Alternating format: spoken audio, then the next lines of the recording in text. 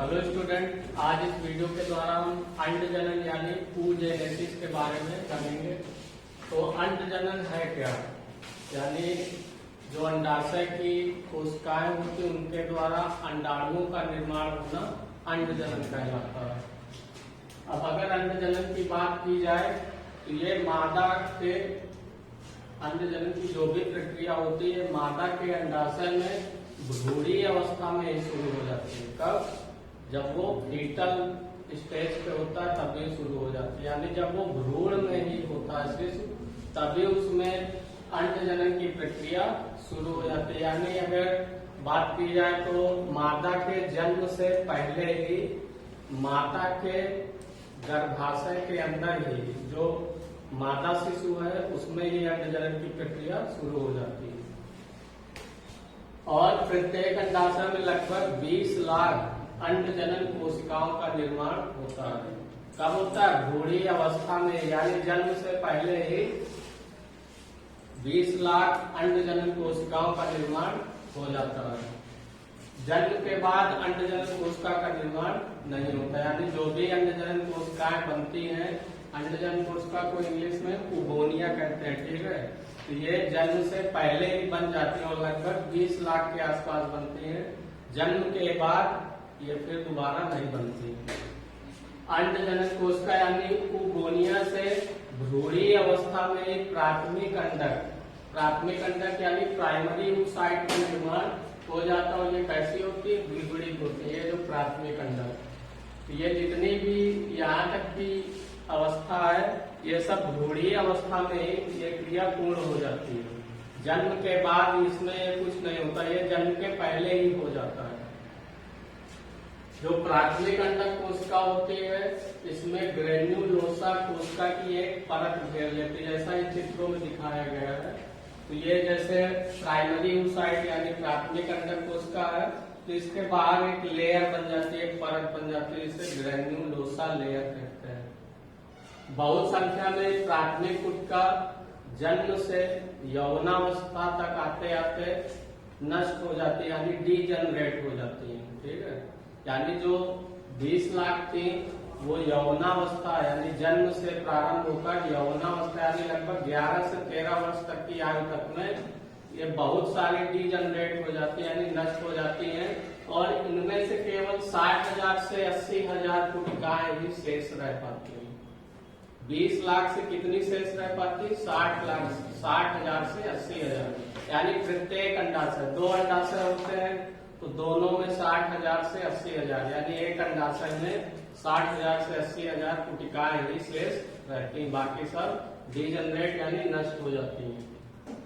अब जो रजो चक्र होता है यानी आठवां चक्र, जिसे मेंस्ट्रुअल साइकिल कहते हैं, तो इसके दौरान एक प्राथमिक कोशिका काय में बदल जाती है? ग्राफियन कोशिका में, ठीक है। ये हर 28 दिन में ये चक्र आता है, तो इसमें लगभग 1 मंथ हो गया, 28 दिन मतलब लगभग 1 महीना।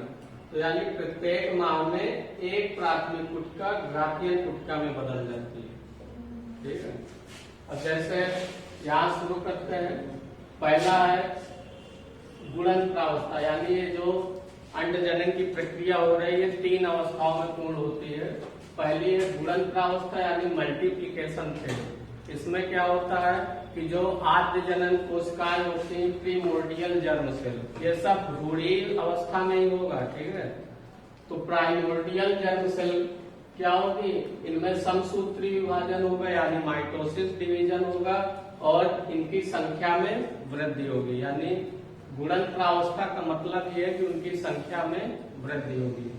तो इससे आद्य जनन कोशिका से क्या बनता है? अंडजनन कोशिका यानी ओगोनिया बनता है। और फिर ये प्रत्येक अंडजनन कोशिका फिर से डिवाइड होती है। उसके बाद में ये सेकेंड स्टेज में आ जाता है वृद्धि प्रावस्था यानी ग्रोथ फेज में। ग्रोथ फेज में आने के बाद ये जो अंडजनन कोशिका है ये खाद्य पदार्थों को ग्रहण करके आकार में बड़ी हो जाती है और उसे हम क्या कहते हैं? प्राथमिक अंडक यानी प्राइमरी oocyte कहते हैं। अब इसके बाद थर्ड स्टेज शुरू होती है परिपक्वन प्रावस्था या मैचुरेशन फेज। इसमें क्या होता है, यानी ये जो प्राथमिक अंडक है ये परिपक्व होगी, यानी इसमें फिर से डिवीजन होगा। लेकिन यहाँ पर कैसा डिवीजन हो रहा, अर्धसूत्री विभाजन हो रहा फर्स्ट, यानी मियोसिस डिवीजन फर्स्ट। इसके द्वारा क्या होगा, जो प्राथमिक अंडक है कैसी है, द्विगुणित है। अब इसमें जब अर्धसूत्री विभाजन होगा तो आगे चलकर क्या होगा, अगुणित कोशिकाएं प्राप्त होंगी। ठीक है, ये द्विगुणित है यहाँ तक, इसके बाद में अगुणित कोशिकाएं प्राप्त होती हैं। लेकिन इसमें एक खास बात यह है कि जो इसमें अर्धसूत्री विभाजन होता है वो असमान होता है। ठीक है, यानी इक्वल नहीं होता है, अनइक्वल डिवीजन होता है, यानी एक कोशिका बड़ी रह जाती है और दूसरी छोटी रह जाती है, यानी बराबर से विभाजित नहीं होते हैं, एक बड़ी और एक छोटी, यानी असमान विभाजन होता है। तो इसके द्वारा जो एक बड़ी कोशिका प्राप्त होती है, कैसे अगुणित है यानी हैप्लॉइड है, तो वो उसे हम क्या कहते हैं, द्वितीय कंडक या सेकेंडरी ओसाइट कहते हैं। और जो छोटी कोशिका प्राप्त होती है उसे हम प्रथम ध्रुवकाय यानी फर्स्ट पोलर बॉडी कहते हैं। इसके पश्चात में जो द्वितीय कंडक है वो फिर से डिवाइड होगा, यानी इसमें अर्धसूत्री विभाजन सेकेंड होगा। इसके बाद में अगर इसे हम देखें तो ये समसूत्री विभाजन के समान है बिल्कुल। अर्धसूत्री विभाजन जो सेकेंड है ये समसूत्री विभाजन के समान है, यानी इसमें भी जो द्वितीय कंडक है वो अंडाणु और द्वितीय ध्रुवकाय में डिवाइड हो जाएगा। यानी पहले क्या बना, प्राथमिक कंडक से द्वितीय कंडक बना और प्रथम ध्रुवकाय यानी फर्स्ट पोलर बॉडी बना। फिर द्वितीय कंडक फिर से डिवाइड होगा और ये अंडाणु और एक द्वितीय ध्रुवकाय में डिवाइड हो जाता है। यहाँ पर जो अंडाणु है ये आकार में बड़ा होता है और ये ध्रुवकाय जो होते हैं ये छोटे होते हैं। कभी कभी क्या होता है कि प्रथम ध्रुवकाय ये भी डिवाइड हो जाता है, लेकिन ये जरूरी नहीं है कि डिवाइड होगा या डीजनरेट होगा। ठीक है, ये कोई स्पष्ट नहीं है कि वो डिवाइड होगा कि डीजनरेट होगा। डीजनरेट मतलब नष्ट हो जाएगा। ठीक है, तो अगर मान लीजिए कि ये भी डिवाइड हो जाता है तो उस समय क्या होगा, दो अतिरिक्त ध्रुवकाय यानी दो पोलर बॉडी और बनेगा। लेकिन ये क्या है, हमेशा नहीं बनती है। ठीक है, तो यहाँ अगर अंत में हम देखते हैं तो हमें क्या रिजल्ट मिलता है, इसमें एक अंडाणु। ठीक है, जो ध्रुवकाय होते हैं वो नष्ट हो जाते हैं, इनका कार्य केवल जो अंडाणु है उसको पोषण प्रदान करना है। ठीक है, यानी ये कोई कार्य नहीं करते हैं, यानी अक्रिय होते हैं या अक्रियाशील होते हैं। तो लास्ट में रिजल्ट में क्या मिलता है, केवल एक अंडाणु मिलता है। अगर शुक्राणु जनन की बात की जाए तो उसमें क्या मिलते हैं, 4 शुक्राणु मिलते थे, लेकिन यहाँ पर अंडाणु केवल एक ही मिलता है। जो पोलर बॉडी बनती है वो नष्ट हो जाती है। अब इसमें बात हो जाए, जैसे द्वितीय कंडक बना है। ठीक है, तो ये जो द्वितीय अर्धसूत्री विभाजन होता है तो ये कब होता है, जो पहला अर्धसूत्री विभाजन था तो इसको पहले यहाँ से देख लेते हैं। यहाँ पे जैसे क्या बना था, प्राथमिक कंडक बना था, तो प्राथमिक कंडक यानी प्राइमरी ओसाइट, यानी इसमें बताया गया ना कि जैसे मान लीजिए जो रजो चक्र यानी आठवां चक्र है तो लगभग 28 दिन का होता है, तो उसमें 5वें दिन से 13वें दिन तक का। ठीक है, यानी 5वें दिन से 13वें दिन तक में क्या बनता है, ये ग्राफियन गुटका बनती है। क्या बनती है, ग्राफियन गुटका। ये जो प्रक्रिया है ये 5वें दिन से लेकर 13वें दिन तक में प्रक्रिया पूर्ण हो जाती है। और जो ये यहाँ पे आता है तो ये 14वें दिन अंडोत्सर्ग होता है। ठीक है, तो पहले एक तरफ से देखते हैं, पहले क्या बना, वहां पे प्राथमिक अंडक यानी प्राइमरी ओसाइट बना, इसके बाहर एक परत घेर लेते हैं जिसे हम क्या कहते हैं, ग्रेन्युलोसा लेयर, यानी तो इसे हम क्या कहेंगे, प्राथमिक गुटका। क्या कहेंगे, प्राथमिक गुटका। और ये कब बन जाती है,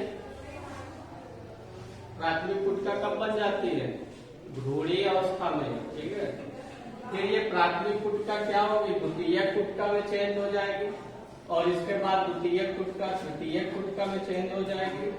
या इसमें क्या क्या है, यहाँ पर देखें बीच में तो प्राइमरी ओसाइट, ठीक है, यानी प्राथमिक अंडक। इसके बाद इसमें देखें तो 2 लेयर है, जो बाहरी लेयर है उसे थीका एक्सटर्ना कहेंगे और जो अंदर वाली लेयर है उसे थीका इंटरना कहेंगे, और इसमें बीच में खाली स्थान होता है उसे हम एंट्रम कैविटी कहते हैं। तो ये तीसरी स्टेज है तृतीयक गुटका। अब तृतीयक गुटका फिर से चेंज हो गया। अभी तक तो ये क्या थी, गुटिका थी, ठीक है, प्राथमिक गुटका, द्वितीयक गुटका और तृतीयक गुटका। अब यहाँ पे क्या दिख रहा है, ग्राफियन गुटका, यानी यहाँ पर रजो चक्र के दौरान एक प्राथमिक गुटका ग्राफियन गुटका में बदलती है। तो किस प्रकार से बदलती है वो बताया जा रहा है, ठीक है। अब यहाँ पर देखते हैं, तो जो प्राथमिक अंडक यानी प्राइमरी oocyte था वो डिवाइड हुआ था द्वितीय अंडक और प्रथम ध्रुव का यानी फर्स्ट पोलर बॉडी। तो यहाँ भी देख सकते हैं ये सेकेंडरी oocyte है यानी द्वितीय ध्रुव का है, ये द्वितीय अंडक, ठीक है, सेकेंडरी oocyte, और ये फर्स्ट पोलर बॉडी, ये जो बना था प्रथम ध्रुव का, तो ये दोनों है। अब इसके बाद जो सेकेंडरी oocyte है उसके बाहर दो लेयर होती हैं, जो अंदर वाली लेयर होती है उसे जोना पेल्यूसिटा कहते हैं, और जो बाहरी लेयर होती है उसे कोरोना रेडिएटा कहते हैं। अब इसके बाद जो यहाँ पे अंदर एक कैविटी यानी खाली स्थान है तो उसे एंट्रम कैविटी कहेंगे, और इनके बाहर दो परत जैसे इनमें सब में थी इनमें भी होती है, जो बाहरी परत उसे थीका एक्सटर्ना और जो आंतरिक परत थी उसे थीका इंटरना। तो यहाँ पे क्या होता है कि ये ग्राफियन गुटका बन गई, क्या बन गई, ग्राफियन गुटका बन गई, और ये कार्य कब तक होता है, 5वें दिन से 13वें दिन तक, यानी पीरियड के 5वें दिन से 13वें दिन तक ये होता है।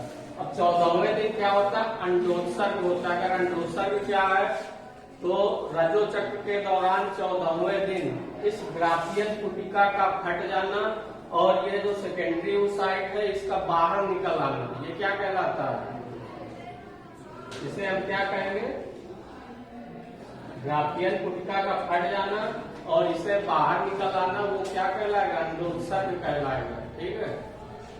तो जब 14वें दिन होता, अब ये जो ग्राफियन गुटिका बनती है तो ऐसे नहीं बनती है, इसमें एक हार्मोन सक्रिय रहता है जिसे हम FSH कहेंगे, यानी फॉलिकल स्टिमुलेटिंग हार्मोन, यानी गुटिका प्रेरक हार्मोन, ठीक है। तो वो क्या करता है, इस गुटिका को एक प्रकार से प्रेरणा देता है ताकि वो ग्राफियन गुटिका में चेंज हो। अब जब 14वें दिन अंडोत्सर्ग हो जाता है तो क्या निकल आता है, द्वितीय अंडक, यानी द्वितीय अंडक जो इसके अंदर बंद था ग्राफियन गुटिका के, जब ग्राफियन गुटिका फट जाएगी तो बाहर निकल आएगा। अब जो द्वितीय अंडक है ये कब इसमें क्रिया होती है, यानी जब दूसरा सूत्री विभाजन होता है, ये कब होता है, जब यहाँ से द्वितीय अंडक के समीप में कोई भी शुक्राणु यानी संपर्क आता है तो उससे प्रेरणा पाकर ये फिर से डिवाइड होता है और उसके द्वारा अंडाणु यानी ओवम बनता है और द्वितीय ध्रुवकाय बनता है, ठीक है। ये क्रिया कहाँ होती है, जब शुक्राणु इसके संपर्क में आता है और फिर ये अंडाणु और द्वितीय ध्रुवकाय में जो द्वितीय अंडक है ये डिवाइड हो जाता है। तो लास्ट में हमें क्या मिला, एक अंडाणु और पोलर बॉडी नष्ट हो जाती है। तो जो रिजल्ट निकलता है तो उसमें एक अंडजनन कोशिका से प्रत्येक माह में एक अंडाणु मोचित हो जाता है। आप लोग इसका स्क्रीनशॉट भी ले सकते हैं।